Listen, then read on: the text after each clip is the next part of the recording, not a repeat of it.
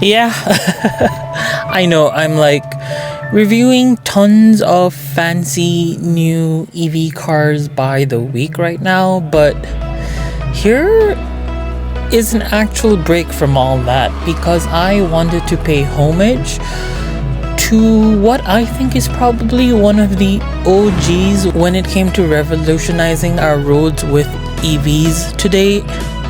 It's been around since the mid 2010s, and even today in 2025 I still see them zipping around the city more than a decade later.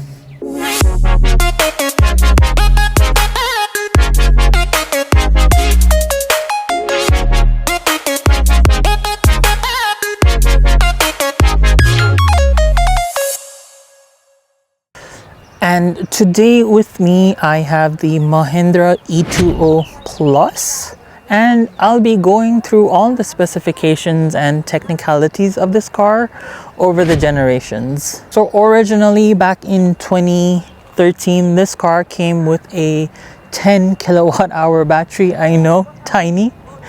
But over the years it went up to about 19 kilowatts, which was reflected in its range. It started off with about 100 kilometers of range, realistically giving 80.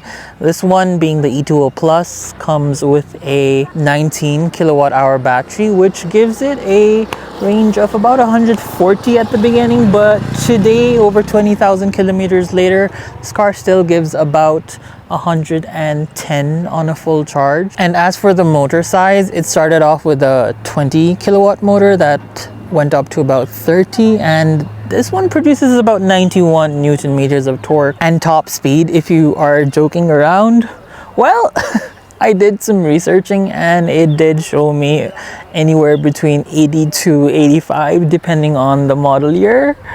But I'm not gonna test that out today. I will, however, take it up to city speeds of 20, 30, maybe even 50 or 60 if I get some straights. And honestly, this car should have practicality as its middle name because it has a wheelbase of about 1.9 to about 2.2 meters with a ground clearance of about 170 to 180 mm, which is phenomenal. In theory, this car would probably be eating a lot of underground parkings, deep potholes, and rough roads for breakfast every day, all day. There's actually a spare wheel up in front. What? And did I tell you the earlier generation cars just weighed around 830 kilograms, with the newer, bigger battery generations adding just 100 kilos more of weight? And if you asked me about the charging on this car, with a regular home outlet, it's going to take about 6 to 7 hours of AC charging. You might be curious as to why it takes so long for such a tiny battery. Well, because the architecture of this car is on a very low voltage platform. In fact, the battery underneath is rated at either 48 or 72 volt, depending on, again, which year and model.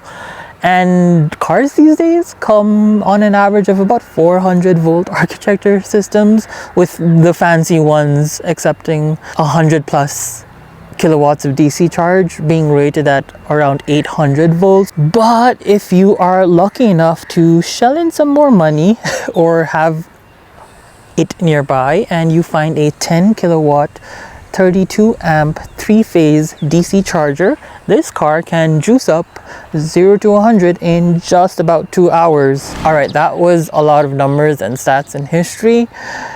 Pretty confusing stuff, I know, but just giving you an overall. I'm more interested in how this car drives, being over a decade old EV. So I'm gonna hop into the driver's seat and let's get going. Time to get going. Alright. Seatbelts clipped, mic check, shifting into gear. Always drive responsibly and safely. This generation of the Mahindra E20 was more than just an upgrade from the 2-door to the 4-door. That was developed by the Reva Electric Car Company, which was acquired by Mahindra in 2010. And then they produced this first gen E20 in 2013 and subsequently updated it to this 4-door version in 2016. Like, I legit feel I'm driving one of those blueprint vehicles for all modern EVs today. And it's quite an amazing feeling. As for driving mode, you get a forward, but you shift it down one and you get a boost mode. So you have instant torque available at the cost of your efficiency. And as long as you're not thrashing the car around, these brakes are adequate. This car also does have regen, by the way. Yes, from a car almost a decade old. I am not kidding. Like, foot on the brake, it does bring me down to city speeds. Boost mode, even in uphill, I have acceleration and not just climbing. And let me provide some context on regen. You can't change anything, like there's no modes and intensities, but just the fact that it's there. Like, let me remind you, this car came out in a time when even Formula One was still testing and experimenting on its own version of regenerative braking called the KERS, K-E-R-S, Kinetic Energy Recovery System. And oh boy, a quick crash course into Formula One. It's considered the pioneer, the forefront of motor engineering. So much so forefront that they're constantly tinkering around the fine line between sci-fi and reality, no joke. And the good thing is, us passengers, we get a lot of those features passed down onto us eventually. Just like the regen, but you know what else was copied down from Formula One cars onto everyday cars? Well, your buttons on the steering wheel in modern cars haven't always been like that, have they? In fact, have you seen a steering wheel in a Formula One car? That's where they got the inspiration from. Paddle shifters, you might be thinking, were gear shifters in Formula One cars decades ago. And today they're used for gear shifting and regen level braking changing in modern EVs. And carbon fiber chassis, well, that was a Formula One invention too. And another thing was active aero and suspension. These guys were testing it back in the 70s, 80s, and 90s, still are today. Oh, and there's an uphill ahead. Foot down in forward mode, I do have a bit of acceleration, but foot down in boost mode, I actually accelerate. It's good enough for an overtake uphill. Again, at the cost of your efficiency though. So back to the car though, the suspension on this is what you get in most modern day cars. So a McPherson strut setup in the front and a coil spring setup at the back, but it's definitely on the stiffer side, and a lot of those road unevenness vibrations are passed on to you. Can't do anything about it. It's like expecting bike level dampening and rebounding on a scooter suspension. Same thing. It's a small car, smaller dimensions, smaller rebound and recoiling.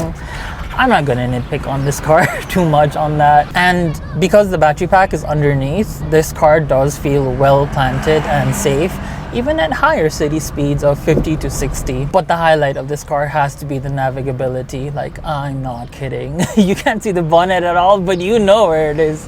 A foot in front, your mirrors show you exactly where the rear wheels are. The clearance and the wheelbase gives you confidence to like put it into any pothole or speed breaker and know that it's not going to bottom out. So even if this car doesn't have the newest tech and larger range of these modern EVs, this makes up for it in its own ways. Like, honestly, who needs cameras and sensors when you can see everything directly? Can I please get this freedom in today's modern EVs, please? So the exteriors on this car, the Mahindra E20 Plus carries a quirky yet functional sort of design. I think that's perfect for the modern urban landscape that was built to perform on. And unlike its predecessor, the original E20, this car comes with a 4-door layout, making it more practical for families and daily commuters, even if you're just loading up the back seats. The front face is distinct, featuring a signature Mahindra grille with blue accents, symbolizing the electric DNA within, and the curved headlamps with a projector-like styling adds a futuristic appeal. These large swept back headlamps not only enhance visibility but also give the car a pretty bold presence. The front bumper, if you ask me, has a very minimalistic and clean look with subtle air vents for battery cooling and AC. Oh, and before we go to the other parts, there is a latch here.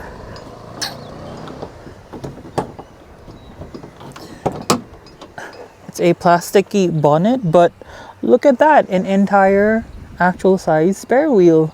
And most of your electronics here, hydraulic fluids here, your wiper washer fluids there, and you have a radiator up at front.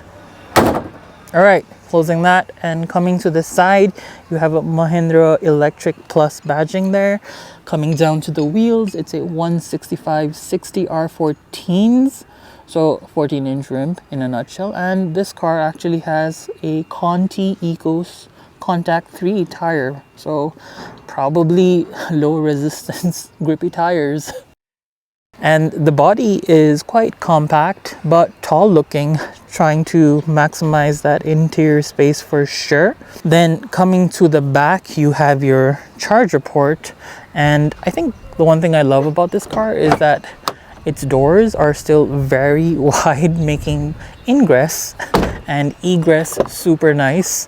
Yep, the door handles were there, but here is your rear seat occupant ingress and egress too. Quite big, ample, and spacious. Again, your charger port, very sleek front top roof, and there is a bit of a spoiler, a dandy one. So the rear hatch features a glass panel, making the boot appear large. And there's a E20 Plus badge with the Mahindra badge. I'll also show you the boot. 135 liters on availability. It's not a lot, but enough for your charger, a couple of office or overnighting backpacks and duffel bags, and that's pretty much it. And I'm not done yet. Let's talk about safety too. Despite its compact size, the Mahindra E20 Plus is equipped with several safety features. While it may lack things like airbags and ABS on this, the E20 Plus's safety package was suitable for its intended urban usage for city commuters. Like, for example, it came with reinforced high-strength steel frame that provided good impact resistance. It does have an automatic gearbox for like small smart hill assists. It does also have crumple zones, by the way. Great. So they're designed to like absorb impact and dissipate energy during collisions, and it does feature side intrusion beams to again enhance side impact protections. Of course, you're going to have seat belts with pretensioners on this, and because this is one of the earlier EVs, it actually has a high voltage battery safety system, which is probably a must in almost all modern EV cars, which obviously ensures protection from short circuits or any sort of thermal runaway.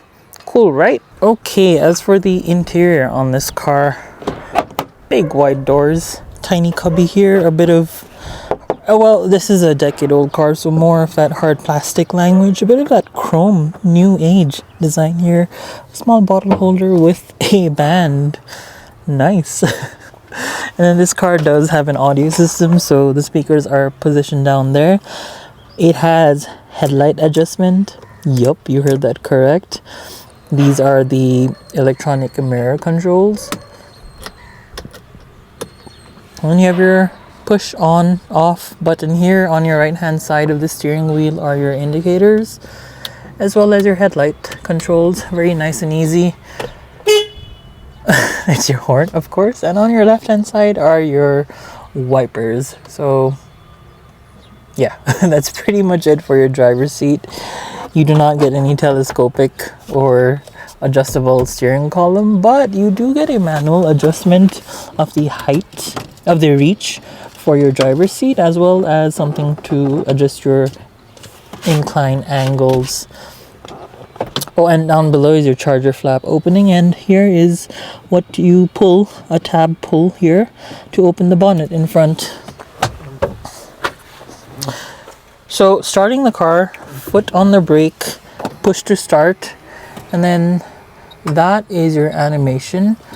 It's going to follow by authenticate key on top, so you leave your key fob there, and then once it does, it says welcome on board. And you have ignition. Quite cool. Like, it's a very nice way of starting your car, unlike today where just a press of the brake and everything is turned on. But moving on, you have these very nifty AC vents. Your center console is here. This one has been upgraded by its owner to a digital unit that plays music from a pen drive here.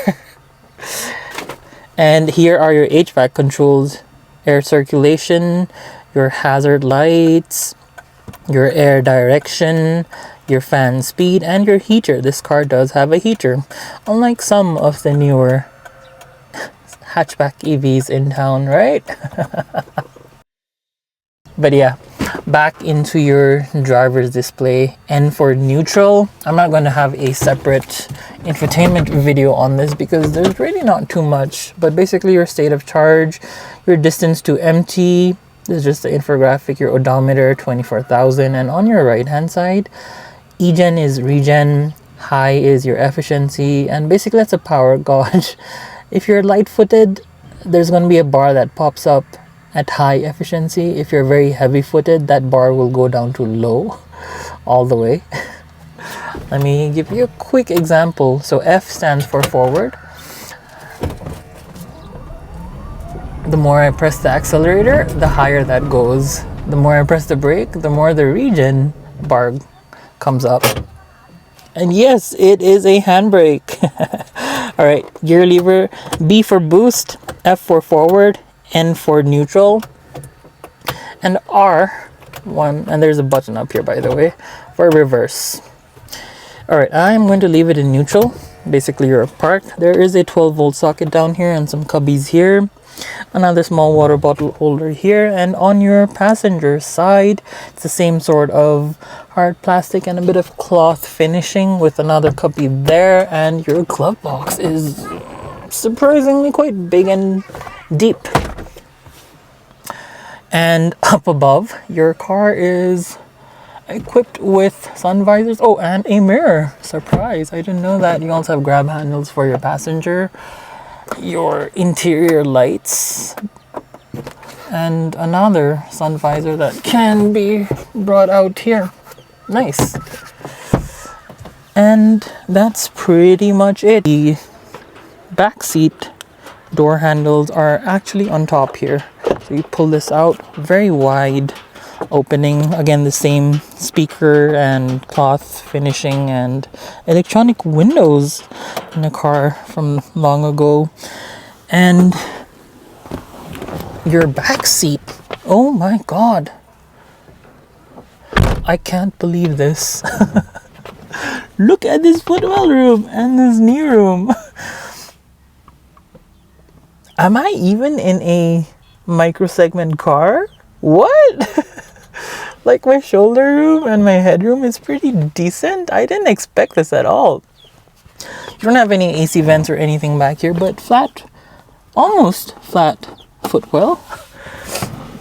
You probably won't be able to fit in a passenger in the middle unless they're on the smaller side, I suppose, but this is a proper 4-passenger segment car, and you do have 2 pairs of headrests at the back and seat belts, and there's a bit of padding here. I'm not sure why, but again, I can't believe it.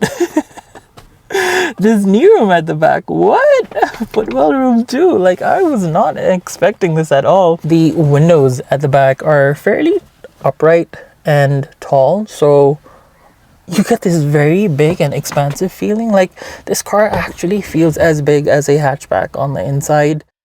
The one thing that I've always been fond of Mahindra, at least with this car, was that they weren't afraid, and they definitely decided to pioneer the EV revolution on South Asian roads. When everyone was pushing out more fuel-efficient hatchbacks and introducing this now popular segment, but then new, called the compact or mid-size SUVs, they came out with this, a fully electric unit called the E20, and subsequently this four-door bigger version in the 2010s. But spoiler alert, they did eventually go and ditch this car.